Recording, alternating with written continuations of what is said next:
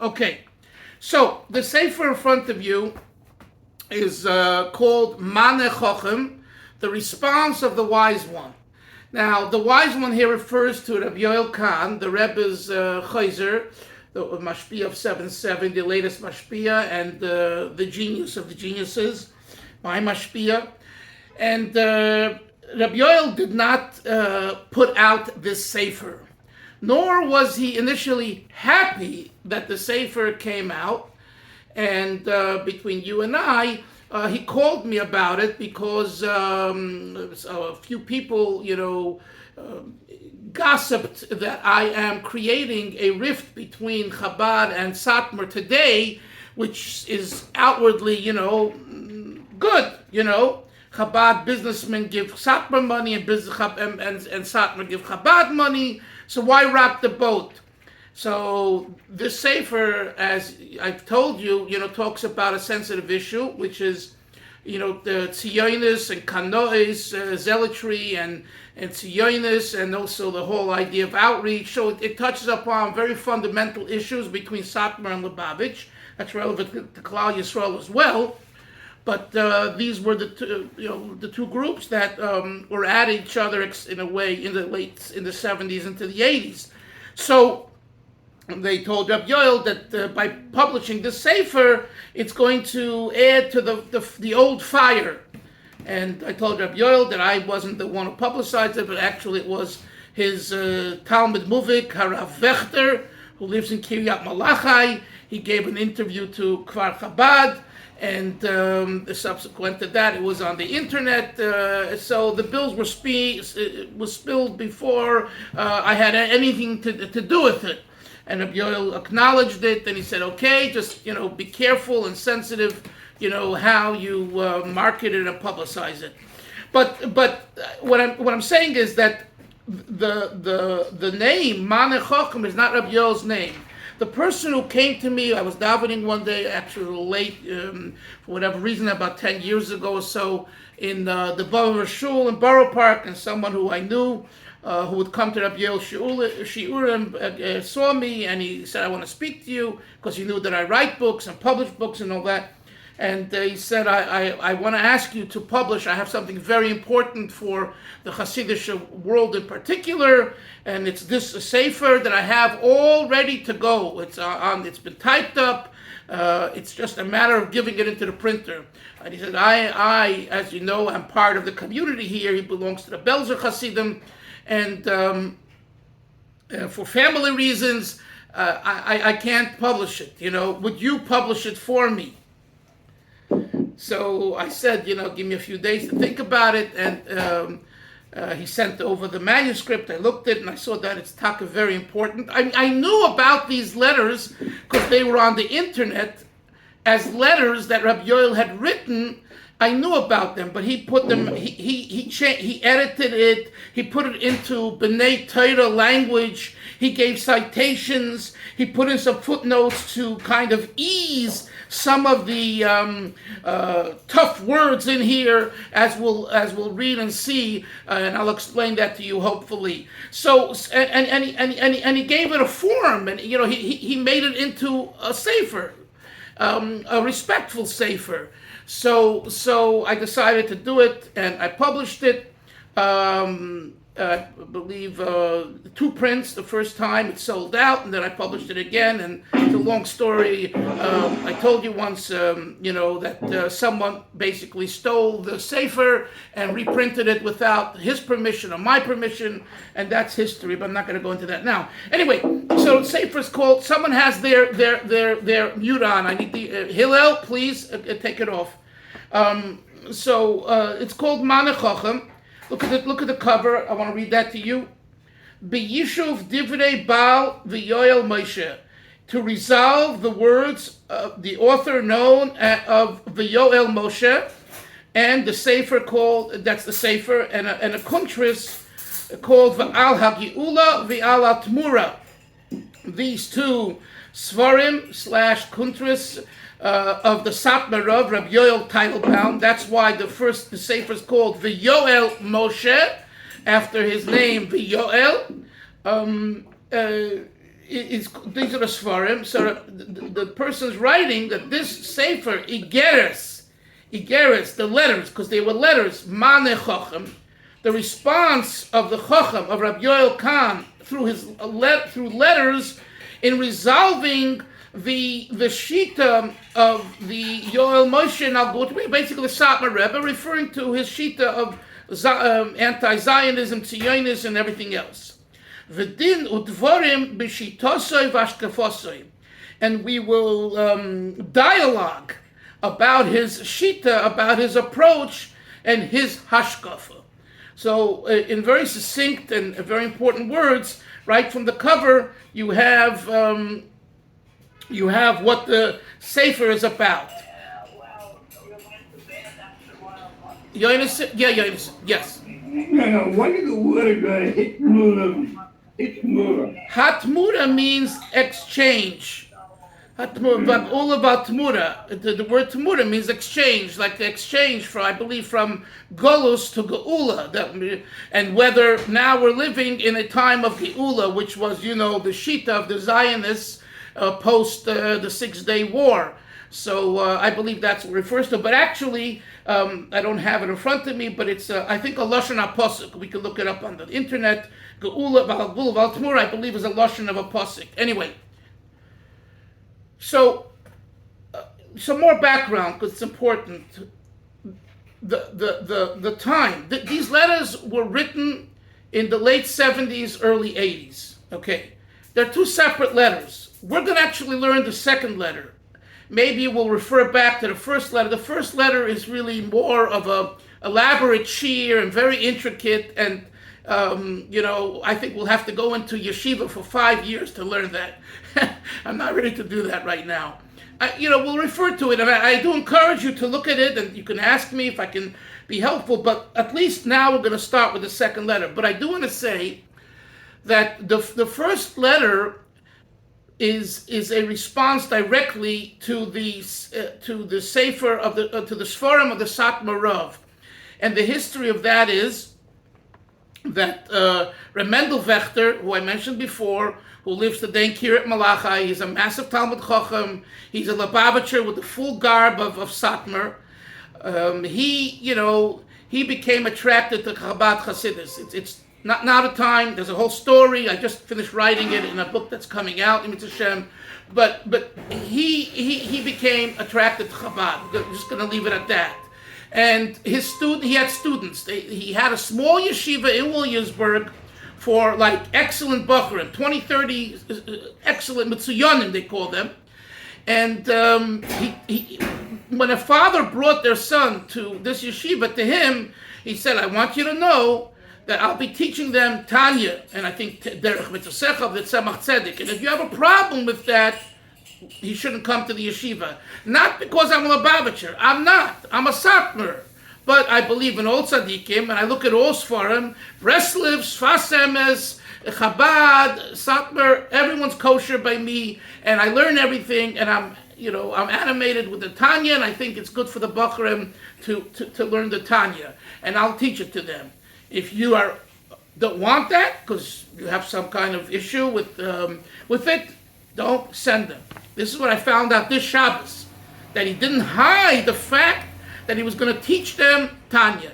Yes, sir. I was under the impression that the Satmar Chassidim also learned Tanya. That's right. That's right. There is learning and there's learning. Avram, you want to put your camera down so I can see your face? Thank you. There's learning and there's learning. The way a Chabad teacher, a Mashpia, teaches Tanya, they don't learn in Satmar, they don't learn anywhere. It's a whole different learning. It's like you learn a Gemara, Rashi, Tosfos, Mashah. You can spend 3 hours on 3 lines in a Tanya. No, they don't learn it that way. Number 2, when you say they learn it, it's not necessarily a Seder in the yeshiva. Here, what Rabbi Vechter was telling them, I'm going to make it kind of part of the yeshiva curriculum. That's a chiddush. Even that they don't do in Satmar. And the way, for example, in Litvish yeshivas, they say they learn Musar, some Litvish yeshivas. Between you and I, it's a joke. It's a real big joke. What? 15 minutes. Exactly. No, and you could choose whatever sefer you want, and you learn it on yourself or with Chavrusa, and you can speak Dvarim B'Teilim. I'm not saying there aren't some serious people who do. I'm not. Please don't take my words literally. What I mean to say is that the seriousness of learning Chassidus in the most serious way has really been, used to be only like Breslov and Chabad. Today, Slonim has taken a greater interest, and some other groups. And I think, frankly, Chabad and Breslov are responsible for that because they showed the seriousness. And the ones who showed the most serious are the 500 Sfarim that Lubavitcher Rebbe wrote, and we've been studying all our life. And the criticism by the Litvaks on Chabad is you learn Chassidus when it's time to learn Nigla. Anyway, that's my answer. Let's go on. So he learns with them, and one day they lived. The yeshiva was in a 3-story house. Shiva was the ground floor. Rabbi Fechter lived on the 2nd floor, and above the 3rd floor was a person named Reb Simcha Friedman, and he was a real old country Satmar. I don't know if you've come across an old country Satmar. They wear 3/4. They don't wear a full frock. They wear a 3/4 jacket. They have a certain type of hat, and hungry exudes from them. They come from Hungary, from Satmar, or nearby, or Munkach. It's a whole different culture, I mean, I grew up with it over here, even though it's Borough Park, not Williamsburg. So he was that type of a Jew. Yes, Moshe. It's just from my own understanding, 3/4 jacket. Is that also like what they call like the Oberlander? Yeah. Wear? Yeah. Okay. Yeah. That's what it is. Thanks. Just from my own. Black, black, and and it's a certain, you don't find most of them today, but the old guard, and if I still see around a little because most of them have gone on. Anyway, so he come and they had a minyan every day. So Simcha walks down, and one day someone said something about some gadol or some, not a gadol, some Rav. I don't know if it was Rav Soloveitchik. I don't know who. And he right away said it's Zionism, it's heresy, and he said, and he wasn't that type of a guy, I was told. But when it came to Zionism, he was fired. Like he understood his Rebbe, the Satmar Rebbe, to be fire against Zionism, and of course they called Zionism Kfira. That's their. Kvira equals Zionism. Zionism equals Kvira. Denial, heresy, God. I do want to say, Avram, before I continue, Avram, what's the name of your granddaughter for Rafur Shalema? For the shears dedicated to her. What's her name? Golda Ora, Naomi, Batsapura Sarah. Golda Ora, Naomi, Batsapura Sarah. So Rafur Shalema, and the shears dedicated to her. Thank you for the opportunity. Okay, so, and naturally the Bacharim, when they hear, an adult who's with a white beard already, fired up, they go around him. You know how it is. It becomes, there's activity. In Yiddish we say a kochlefel. You ever heard the expression a kochlefel? Yoini would be here. He would know what it means. A kochlefel means, koch is to cook, lefel is a spoon. It means that you're cooking, and it's cooking, it's boiling, and it's excited in the basic. Stir the pot? Yeah, exactly. Stir the pot. Yeah, but in Yiddish it's koch level. So it's happening. Okay, the next day, the same Bacharim go and tell their Rosh Hashiva, Rabbi Fechter, that what happened yesterday in Shul. What happened was this whole story. And when he heard that, he said, they're not apikursim. And one shouldn't speak against a gadol, a tzaddik, a rebbe, even if it's not your rebbe and your gadol and all that way. The Bacharim was shocked. He's the Satmar Rosh Hashiva. They're Rosh Hashiva. And he explained, and he gave a 3-hour shiur explaining the different shittas. When that happened, the word got out in Williamsburg.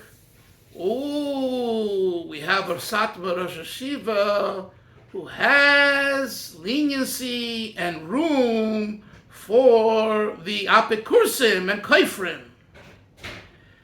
Add salt to the wound. During that talk, one of the Bacharim, you know the Bachar is. He's a smart aleck, he's sharp, he don't care. He says, and what about Lubavitch? In other words, Simcha Friedman was commenting about someone else. But when Reb Mendel Vechter spoke to the Bacharim about the overall topic, someone raised their hand. He says, Rebbe, or whatever, Rosh Hashiva, whatever you call him, he says, and what about Lubavitch? In other words, aren't they kafrim? Aren't they, heretical? So he said no. He said no. And this hit the airwaves of Williamsburg. When you talk about why you and Rabbi Soloveitchik or Rabbi Mital in Eretz Yisrael or whoever else or Rabbi Mizrahi, it's somewhere else. But Lubavitch is our neighbor, Crown Heights, Williamsburg separated by Bedford and Stuyvesant, and we are in a perpetual fight with them. And this was in 1977, after during or after the period when there was a lot of strain. It already started before in 75. Anyway, they decided they're closing the yeshiva. The community put pressure on the organizers and the people who bought the building. The yeshiva should be closed, and this Vechter has to go. Which, just as an aside, this is the way they treated someone who can learn better than them, someone who's a true Yireh Shamayim. But as soon as they suspect them of what they call minus, apikursis, heresy, I don't care who you are, what your pedigree is, out the door. We don't ask Rebbes, we don't ask Rabbanim, we do what we need to do. Out. And naturally this was outrageous and hurtful, but it became so dangerous that he decided he has to leave Williamsburg for his safety. He left Williamsburg, he moved to Borough Park.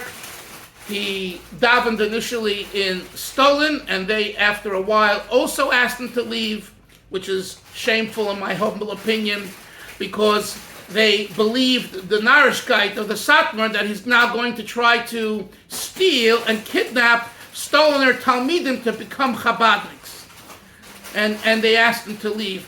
So he was without a Rebbe, without a Hasidus, but he wasn't, because during this time, he went over the threshold from just teaching Tanya. Within 2-3 years, he became a Chabad Chassid of the Rebbe, because he learned with Reb Yoel Khan every Thursday night for 3, 4, 5, 6 hours. Started about 12 at night and sometimes went to 7 in the morning. And he spoke about it on Zoom, and you can hear it. He says he speaks in Yiddish. He said it was the best time of his life. He was like in Gan Eden. And he just saw that, and he's I told you, Isha Emes. He's a man of truth. If he sees the Emes in Breslov, he becomes a Breslover. If he sees it in Satmar, if he sees it by Litva, and he learns everything. He learns everything.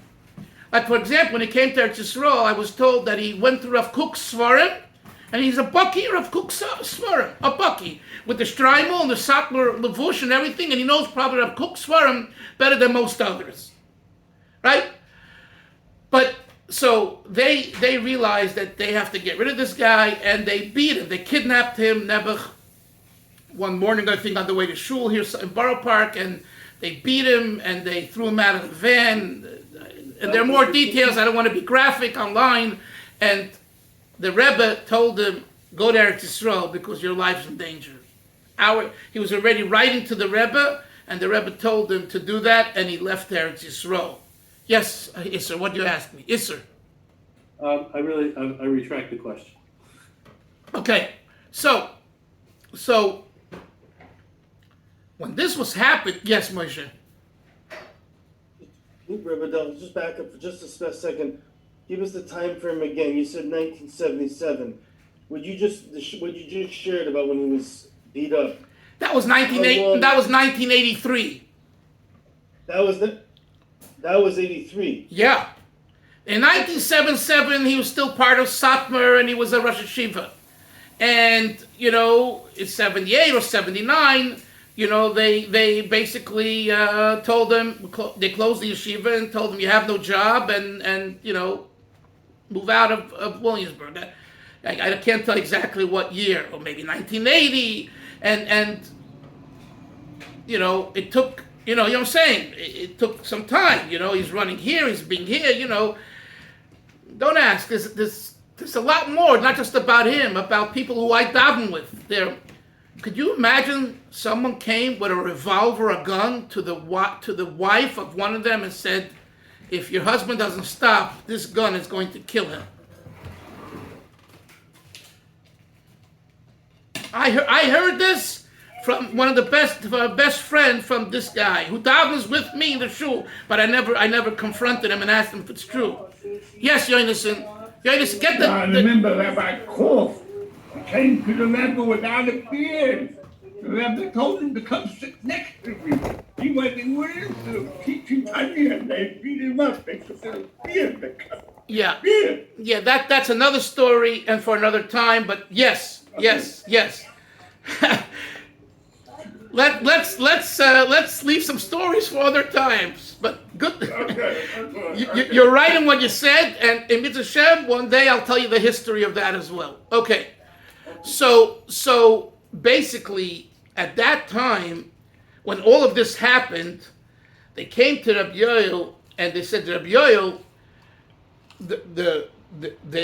this Rabbi Vechter came to him and said, how do you answer the argument of the Satmar Rav? What was his argument?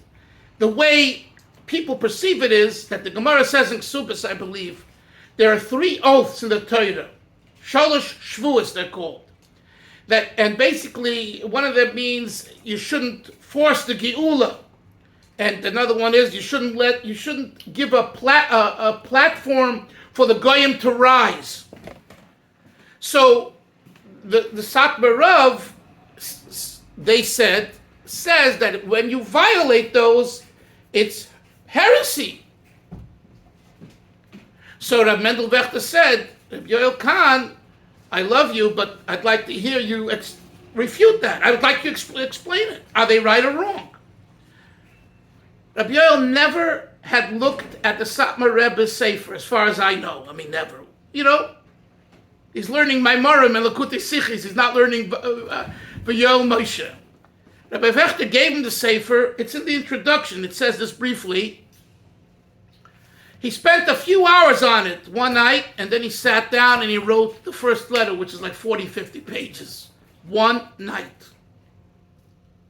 That's what kind of genius we're talking about. He went through the Sefer, few hours, and then he wrote a refutation in a respectful way that is the first letter in the book in front of you. And basically, just in a nutshell, his refutation is that it's not, that the 3 Shavuos is not a biblical prohibition. It's wrong. It's a chumrah. The issue is whether it's kfirah. And therefore he says, and he proves that it's not kfirah, and therefore it's not a violation. You want to be machmir? Be machmir. But to say that Zionism, Zionism, is violating one of the 3 Shavuos, it's not. And to understand that, you have to go through the first letter at great detail. In the second letter, we'll touch upon it, and maybe it'll also, give us the halachic issues, and it involves the Avnei Nezer, involves many authorities and commentaries. It's an intricate piece of Torah that Reb Yoel shows that what the Satmar Rebbe meant is not the way the Satmar understand it, and even what he meant is not a violation, it's a chumrah. And then he says basically, when it's a chumrah, you could be machmir or not machmir. But to go and say that the belief in Zionism is kfirah is not true. So this is what he wrote for a Mendel Vechter. The second letter that we're going to study, going to read, yes, Hillel, go ahead. Just before we move off the title page, first Well, it's in the same name as Yoel, Yoel Tile, right? They're both Yoels. But second of all, what it says Maran Harav Reb Yoel, and then it has Rashi Tevis Nero Nunyud. I just wondered what that means. I believe Nero could be his light, but you know, in a title you write it that way, and Nun Yud I think is Nero Yoir, so it's like a play on words. Nero, but I will check, but I believe that's it, and it's, you know, it's a very Hillel, it's a very honorable way when you talk about someone who's a great man to write that. If Reb Yoel Khan would have seen this title page, he would have dropped it on the spot, because he was so far from, you know, accolades, because the accolades here are really like over the top. Go ahead, Hillel, what do you want to say? And why I noticed this in some other storm, why don't they use the last name? This is Reb Yoel. I just get, you know, have any thoughts about that? Yeah, again, because according to the Gemara in Pchairis, Rameir Havedorosh Bishma, Rameir expounded on a name, doesn't refer to the last name. It refers to the first name. In other words, from a halachic perspective, it's the first name. Of course, in a ksuba, you have to write the last name, but the shilas is, you know, it's the first name halachically that is the issue by a Jew. It's the name of the Jew. The last name is, you know, there was a period we didn't have last names, so you called Hillel Baltimore. Yeah, if you would live 100 years ago, or 150 years ago, they would call you Hillel Baltimore, or if you came from Hillel New Mexico and there. Hillel from New Mexico, Hillel from Baltimore. But if you look at the second line, one second, the second line says, HaKohen HaGodol. The Kohen Gadol, the great L'Keil Elyon. I mean, like, this is really over the top. I would have definitely not written it this way, because Reb Yoel hates it, you know. But this guy wrote it this way because he's talking. He knows the crowd he's talking to, and they and I agree with them. They look at accolades and titles as, wow, ooh. If you have these accolades, you must be something. Let me pay attention. In Chabad, it don't go. Chabad, it means absolutely nothing. You know? On the contrary, in Chabad, we look at it as it's disgusting. Like, come on. Get serious, you know? Yes, he's a genius, and he's a chassid, and everything else, and he's a great person, no question about it. But you don't talk that way. I think I told you once, the Rebbe's father, who was such a great Rav and Kabbalist and everything else, in Russia, he was called Leivik the Rav. They didn't even say Reb Leivik. Leivik the Rabbi. That was the way Lubavitch Chassidim spoke. Not because they didn't have respect. That was Leivik the Rav was for them the greatest title. Not Reb Leivik, Harav Leivik, Harav Agoin. Yes, Yonis, you wanted to say something? Yeah, I just wanted to say that Napoleon was the one who added the last name. And they made it out of the title, Schneider. This guy was a painter. This guy was a Hammersbacher. Right. So Hillel, that's the answer. Yoini, Velvel, Abram, anyone else have any questions on what we said so far? Please. Yes, Yoini. So the book that you wrote on Reb Yoel, is that like an autobiography type of book? It has biographical sketches, but it's not just biography. It's shita, ashkafa.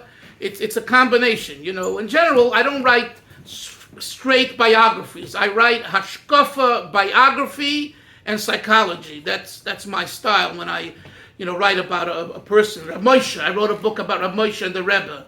It's not just biography. Yes, I include, when he was born and different things, but it's not pure art scroll biography. I don't do that. I'm not interested. I don't have to repeat what art scroll's doing.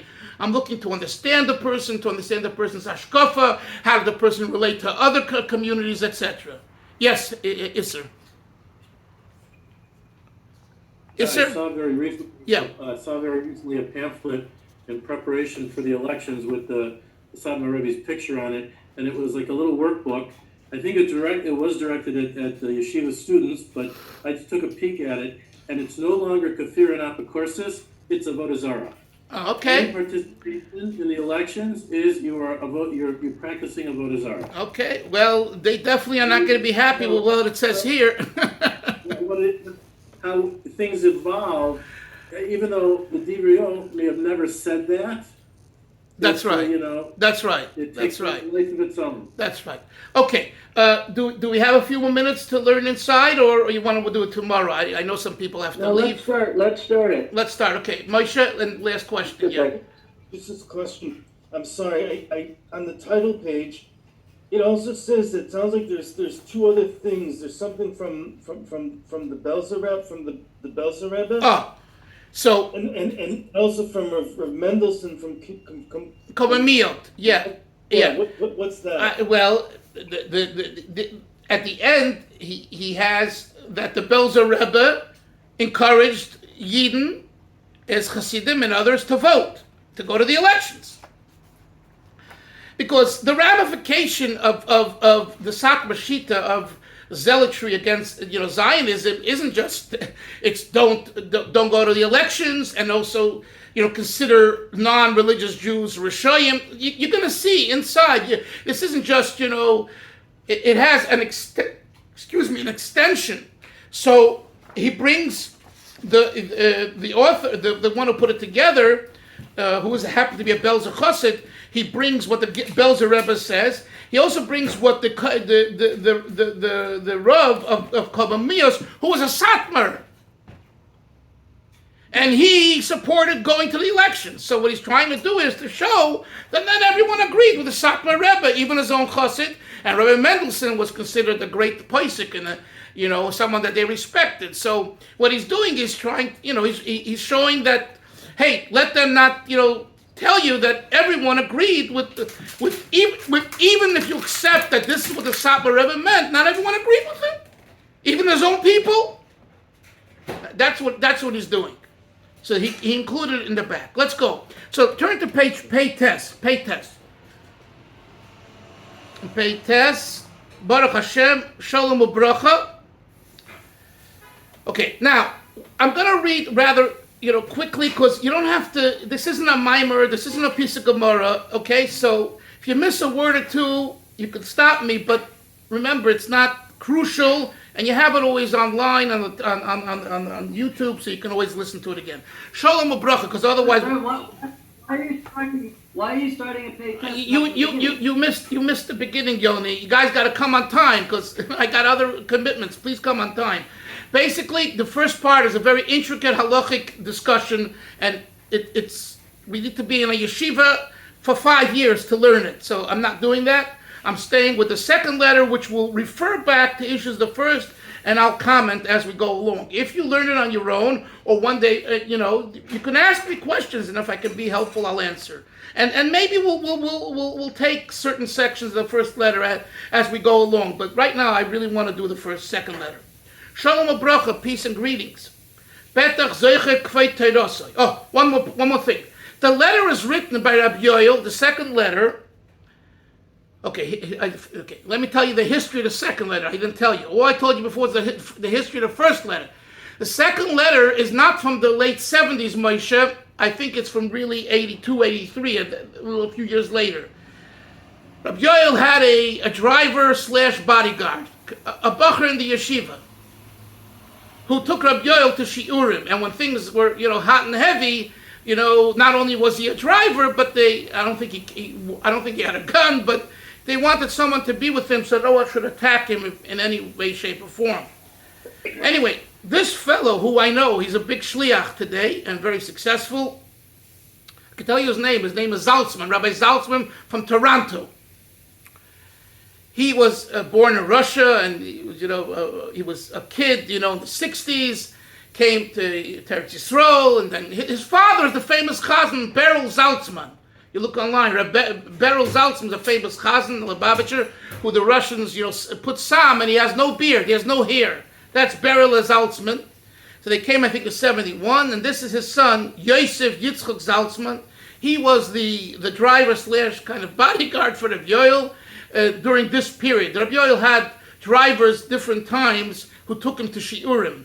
Reb Yoel would go to Muncie, to Philadelphia, Williamsburg, Borough Park, anywhere. If he was able to be there without contradicting any other shiur that he had, he would go. No, he didn't ask for money, and he just went to teach Chassidus. So Zaltzman was approached by a lot of these Satmar who who were becoming closer to Chabad, but they didn't have answers, because you must understand, being raised in the 60s and 70s in Williamsburg, they said very not nice things, about the Rebbe, about his wife, disgusting things. I don't want to even mention it, but just things that are terrible and lies. But meanwhile, these kids grew up with it. So you grew up thinking that the Rebbe is walking a little dog. I'll just give you an example. That was one of the nonsense, like stupid, crazy things. The Lubavitcher Rebbe walks a dog every morning. Now, that's a Rebbe. These and other such things. So, and then they had more serious questions. How can Chabad do this? How does it correspond with Torah, with Chassidus? We wear shtreimel. Look, the Lubavitcher Rebbe was the first Rebbe that took off a shtreimel. Didn't wear shtreimel. Didn't put on a shtreimel. Was wearing a bent down hat. They call it a bent down. What kind of chassid is that? What kind of Rebbe is that? So they asked all these questions. So Zaltzman naturally can answer some, but he's only a yeshiva bacher and all that. So he went to Reb Yoel. So Reb Yoel is now answering as though Zaltzman is responding to the questions, to the questionnaire, to the one who asked the questions. You follow? So it's written by Reb Yoel, but it's going to sound like it's someone else who's been asked the questions. So let's look. Betach zocher kvei teirosoi sheyichye es pikishaseinu. You surely remember. Zaltzman is like saying, you surely remember, my dear friend, our meeting, ... He doesn't say where, what, to who, because he's keeping the privacy. We spoke about things that are relevant, that are very painful. That have led to machloikis and hatred, baseless hatred. Such issue that led to the destruction of our holy temple, the Beis Hamikdash. This is the Zaltzman, like saying, I thought to myself, belibi,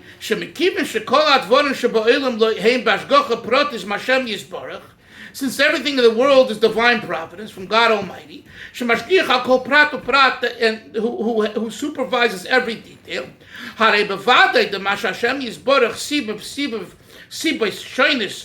so the fact that God Almighty made it that we met, that we met together, and you had all these questions, but yet Hashem made us meet. It's definitely for a good purpose. There should be some benefit. Because God doesn't make anything for vain. Therefore, I feel obligated to continue our conversation regarding this issue that you asked about and ridiculed about and all that, and that seems to be machloikis. I want to continue the conversation basically in writing form in this letter. B'tikva, with the hope, Hashem Yisbarach, the God Almighty, this will, with Hashem's help, lessen the machlekes, ubefrat shehikarti b'kvei terosai, especially since I rep you, honorable Torah person, shuish yoshev aholach, you're a upstanding right person, shemavakish yoseh emes, you seek the truth, harebevadei shekeshiyiras emes, surely, when you will see the truth, asher kol atlunos, that all arguments, vashamas, and accusations, she'anshe Williamsburg mashimim, that the people of Williamsburg blame and accuse Eida Shlema, an entire community, referring to Chabad, Shel Yereim v'Shleimim, of God-fearing people, ve'es Rabam, and their Rebbe, referring to the Rebbe Shlita, who rak b'sibas marchichrei Rav, it's only coming because of troublemakers who bring riv. It's an expression, machrei Rav, they bring divisiveness, shemafitzim lashon hara, who spread lashon hara or rechilas and gossip, shekarim, lies, uksavim, and fallacies.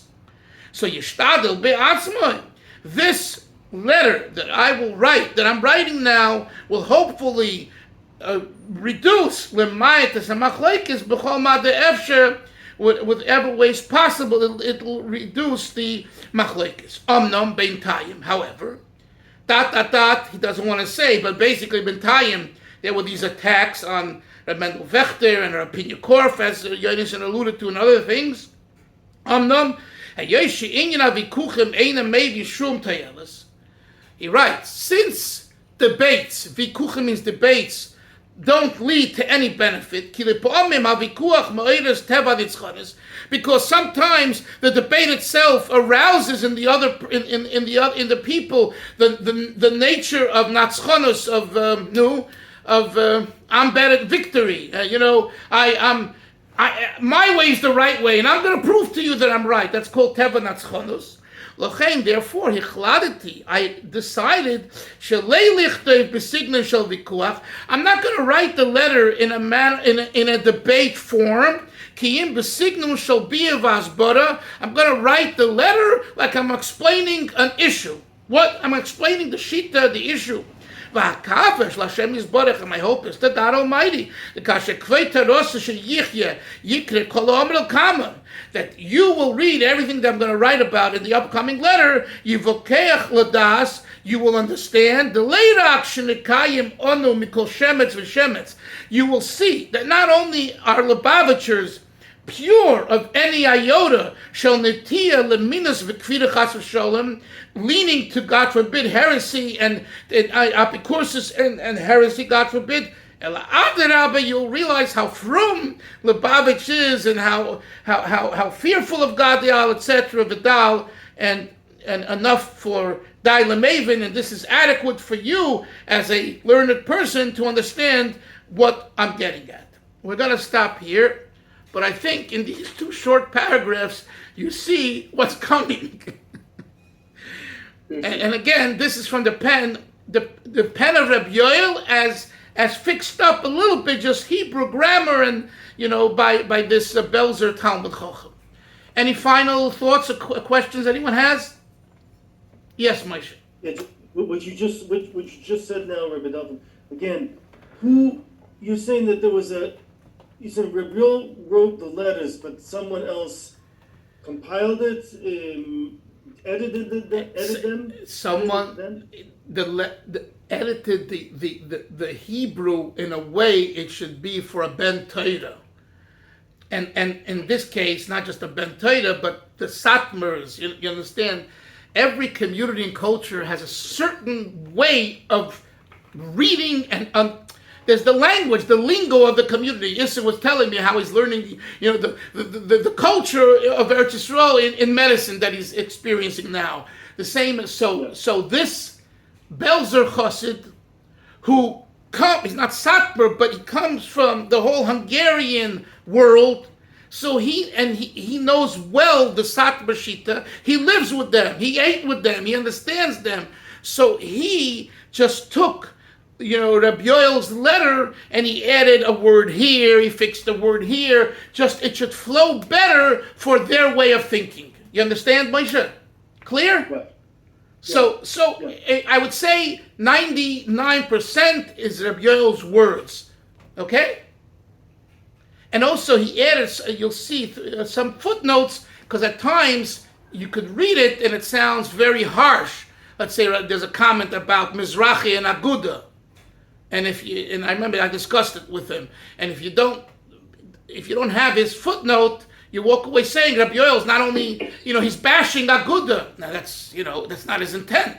So he explains what he meant. So that footnote is not Reb Yoel's footnote, it's his footnote. It's later in the text. Yes, Isser, Yonis, yeah. Yeah, very appropriate. Tomorrow we go to vote. So it's very, very appropriate that we're learning about. I would like to say, Isser mentioned, now it's Avodah Zarah, he saw signs. It would be nice that by now, 2023 Tafshin Pei Gimel, it wouldn't be this way. But unfortunately, it's so hard to change the mindset. But like I told you, there's a big Satmar rabbi in Woodbridge, New York. It's in the Catskills. Woodbridge. Yoni was there, I'm sure, at the pizza store. Woodburn. Yeah, Woodburn. But this is Woodbridge. Anyway. Nicholsburger. Yeah. So his name is Rabbi Leibowitz, and he's a serious man, Talmud Chacham, but he's a big kanoi. I mean, he is like a zealot and Satmar and anti-Zionism. Someone gave him the Maneh Chacham. Someone gave him when it came out. I know this. And he went through it, cover to cover, word for word. And he came out saying, we can no longer teach our youth the Satmar Rebbe Shita. But no one listened to him. Because he's an honest man. Reb Yoel basically destroyed it. And he understands the halacha and the Gemara and by the way, Reb Yoel, I had a Satmar Rosh Hashiva here, a block away, big Talmud Chacham. I gave him the Sefer. I wasn't afraid. He went through it and he said, it's excellent. But from saying that something is excellent to moving away and changing your Shita, it's a whole different world. So now if you think about what Reb Mendel Vechter did, to be able to become a Lubavitcher Chassid is beyond belief. Not just, Lubavitcher Chassid who runs around and talking about a serious man, a serious Talmud Chacham, who was a staunch Satmar, to leave in Shita, the Satmar Shita, and to become a Chabad Shita, that is what we call a paradigm shift. And that's a very hard thing. So that's why most people are shallow. They don't know. They don't care. But nevertheless, it's if Rabbi Leibowitz or Rabbi this Rosh Hashiva, if we move them away from thinking this way, and they have students, it will make a change slowly. Yes. Okay, Chevra, I whet your appetite. I hope you enjoyed, and we'll see everyone tomorrow. Sei gesund. Bye-bye. Right.